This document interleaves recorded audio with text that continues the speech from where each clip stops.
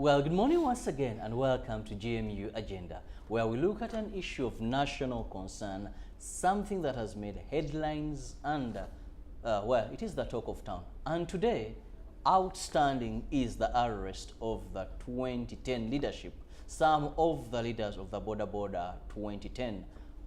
Key is Abdullah Chitata, who is their patron. And with me in the studio is my usual suspect and colleague, Monday Cole. Monday, yes. Chitata's arrest and members of the 2010, and also coming up, and we see even the vehicle of the case clinic accountant who is believed to have been murdered and then dumped by this very group. They are still suspects, but we want to look at the genesis of all this, where 2010 came from, and why it has taken, if through government or security agencies, this long period of time to finally seem like they're cracking the whip on 2010. Well, I must say that the arrest has been long overdue. We really expected it to have happened yesterday and not today. But also on the other hand, let's look at how the security operates in Uganda, especially the Army, CMI, and other security agencies, leave alone police. That they will first give it time, do their thorough investigation, that by the time they come for you, they really have all the facts on them. And I believe that's why it has taken all this time long. And you've also seen it as even the border people themselves are celebrating the arrest of some are celebrating. Yes, some, actually the majority, we should say the majority. Because why yes. I want to say some, yeah. 2010, in its inception, 2010 is a coalition of many border groups. But some have since dropped but out. Some yes. have dropped out. Yes. However, when you look at registration and member, you see because it was believed that it has like security, it has an upper hand, so it has a number of border bodies that come together. So when you look at their rivals, it's a union of about 10 groups. 2010 is about 40-30 border groups. But that notwithstanding, there are those that are really celebrating because of the activities of 2010. But Monday, critically to note here is the way 2010, the group in question here, has been conducting affairs and seemingly untouchable. I can just sum it up that it has been a notorious group. A notorious group that has actually fallen out of favor, not only from the people, but also from the powers that be, the very powers that kept them there. Because ideally, Chirabo, is that we shall always want to identify with people who do clean work, who will always want to identify with people who, you know, politics is a game of numbers. Therefore, you'll always want to identify with a group that is bringing more numbers onto you as from their activities, from their actions and inactions, they're bringing numbers to you. But where now they are turning out to be notorious, where they are turning out to, cause disharmony, therefore it is always proper that that group is also put under check. But you see now the other issue, I want to say that, you know, issues of security, there's always more to what meets the eye.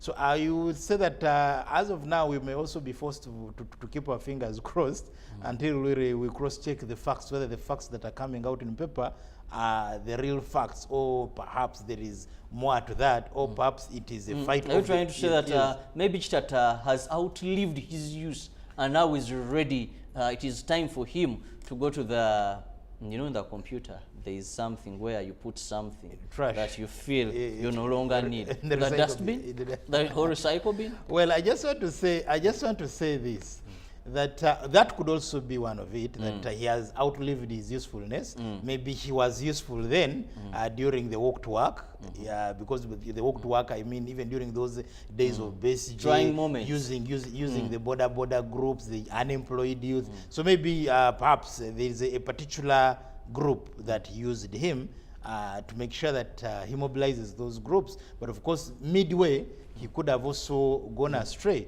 from the terms and conditions that were agreed upon. But also the other issue is that we must not forget that Chitata could also be caught between the fights of the generals. because we really know that there are two generals here who are in the security, and one trying to show that I'm better than the other in as far as keeping this country safe, peaceful, and together. So it could also be also when it is Chitata came, it was very vividly yes, which side which he belongs side to. he belongs to. Yes, also those are some of the issues that we can look at. But also of late we've seen crime being perpetuated on borders. You remember the death, the assassination, the murder of AIGP Andrew Felix Kawesi. It was on a border. Now, Joan Kagezi, yes, Joan Kagezi, it was Sheikhs. all it has been borders. And now you have another notorious group of borders. So any security expert would begin investigating the activities. And I want us to look at one of the things that even the public is the way people that are not members of the security forces come out and they are really empowered. Let's take a case in point now, the talk of town, which is Abdallah Chitata. Abdallah Chitata, I don't think anywhere in the hierarchy of police, he is a police officer. Neither do we want to assume that he belongs to any security organization in its system. But this is a man, not even a security group. Not even a security group, Yeah. who is empowered, given policemen, given guns, and is not the only one.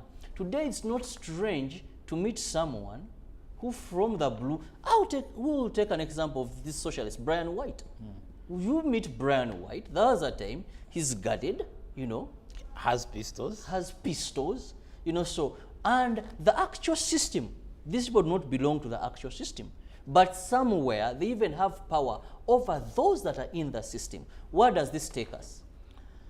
I just want to say that, well, that is acceptable. And you know the word they use? Yes. I was talking to one of them yesterday. I met one in Gaba, and he told me an appointment is bigger than a rank. Yeah, you see, at times you could be having a big rank, but when you have no substantive appointment, you have no role. But this one picked from anywhere. What they call a katebe. But also, security organs, the police, the army, do not act in isolation. They don't act in isolation. At times they have friendly civilian forces. That is why the other time the IGP came up with community policing. Even in the army, even it's not the generals and people in uniform that actually fight wars. They even have informers. You have informers, you have civilian intelligence people who really get that information. But who are very monitored. Yes, of course their operations are really monitored so that they don't put you in trouble. So at times such people, they are even guarded so that they are not harmed. So that has always been there. But my question is, yes, even when you have such a people, the terms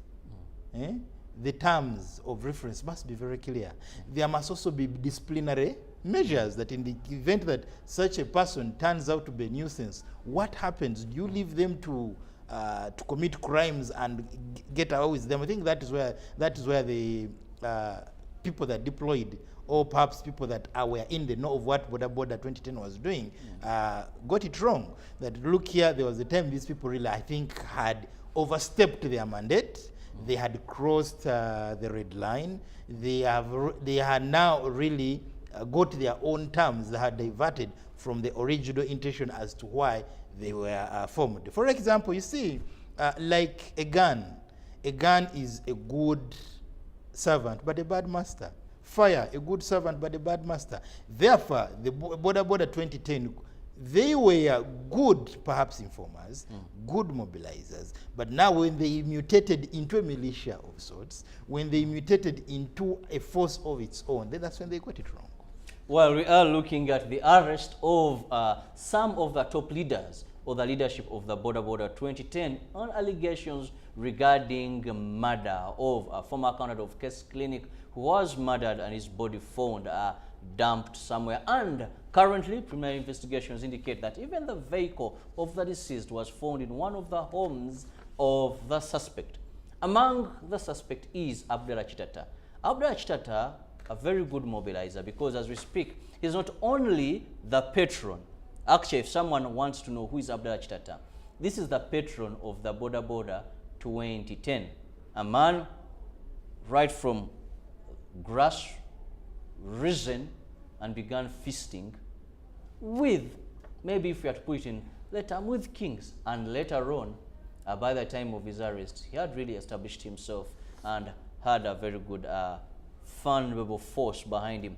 He's not only the patron of Border 2010, Yes. he's a leader, a leading party leader in Rubaga. Yeah, and He's the NRM yes, chairperson, for Rubaga. that is Rubaga division. Of course, those campaigns also had issues that saw him take this victory. But Monday, I want us to look at the way security organizations, mostly I want to target to look at police here,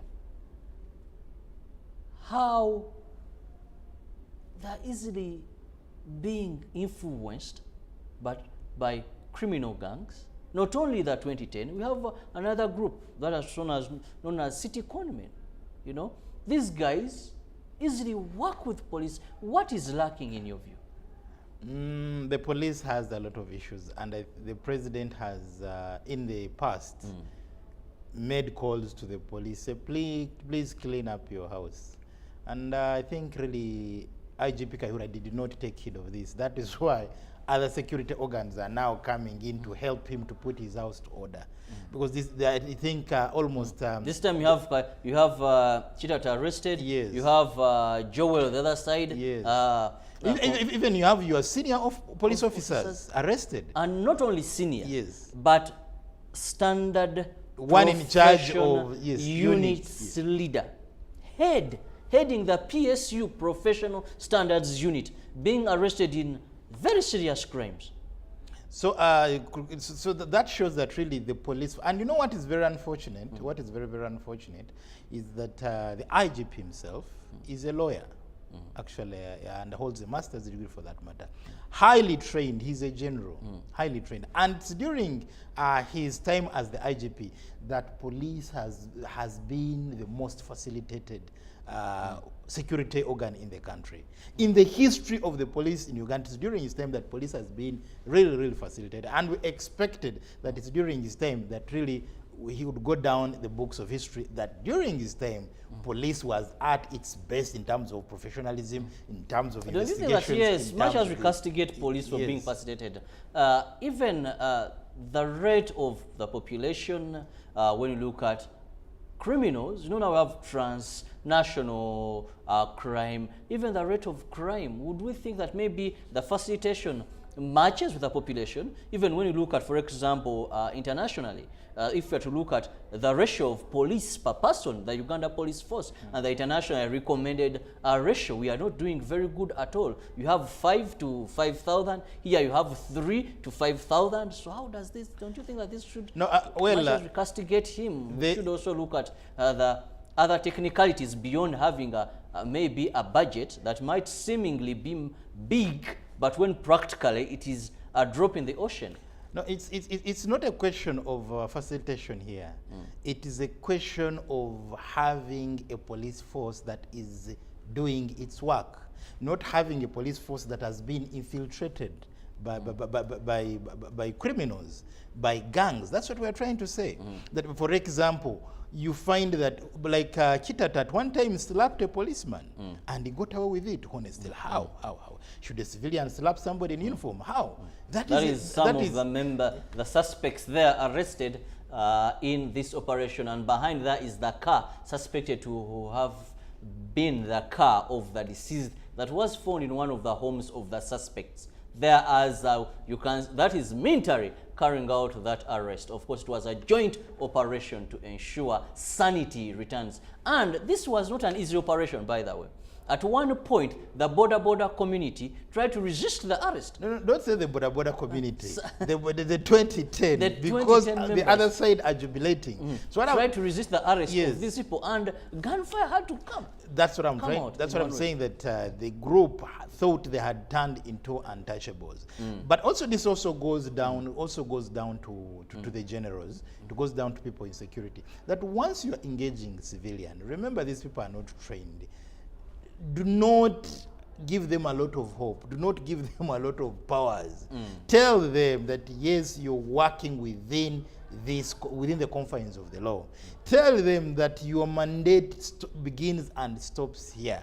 But where you know, there's this saying that when you lie down for the dog and it lies down for you, it calls it a joke. So when they start slapping your officers and you do nothing about it, the next time they will come for you. So those are some of the issues. So we are very glad that really other security organs have really come in. But also there is other people out there. If you're civilian and you have been given a few assignments by the security organs, it should not blow your head off. It should not overexcite you and you think that you're on top of the game. No, you're being called upon to render a service, and that service is helping the security organs in protecting lives and property, in making sure that the country is stable. So therefore, it does not give you mandate that for you can perpetrate crimes, you can facilitate crimes and get away with it.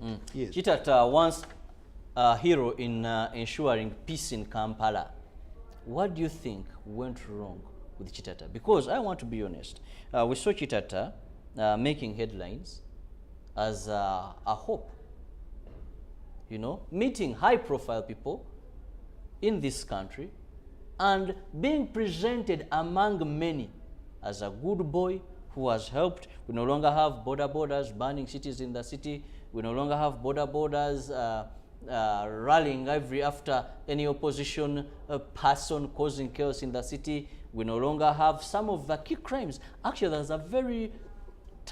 was a point in time where borders were snatching handbags, you know, from women, and all this credit was going to Abdallah Chitata, the patron of the border. When we come to politics, you needed how many people to turn up for a rally? Abdallah Chitata was a very, very good mobilizer. Just tell him at this time, we want this number of people at this playground, you would find them there. What led to this?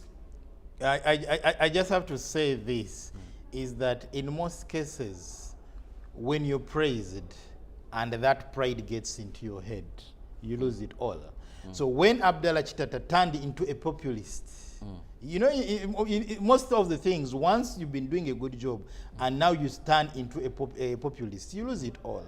You lose it all because he turned into a populist and he wanted to prove to people a quick one. Powerful. Abdallah is one of the leaders in Lubaga on the NRM. Does this have any implication on the party? Yeah, definitely it does, because if a party has leaders who are criminals, we wait to see, once perhaps investigations are thorough, maybe if he's found guilty, then the party should do us a favor and expel him. Yes, because the ideal, I don't think that there's any party that would want to have a criminal as one of their leaders. I think the NRM constitution is very, very clear, because leaders must always be very, very exemplary. Yes. Well, it's been a pleasure having you on GMU Agenda this morning. Up next is Business Today. For God and my country, God bless Uganda.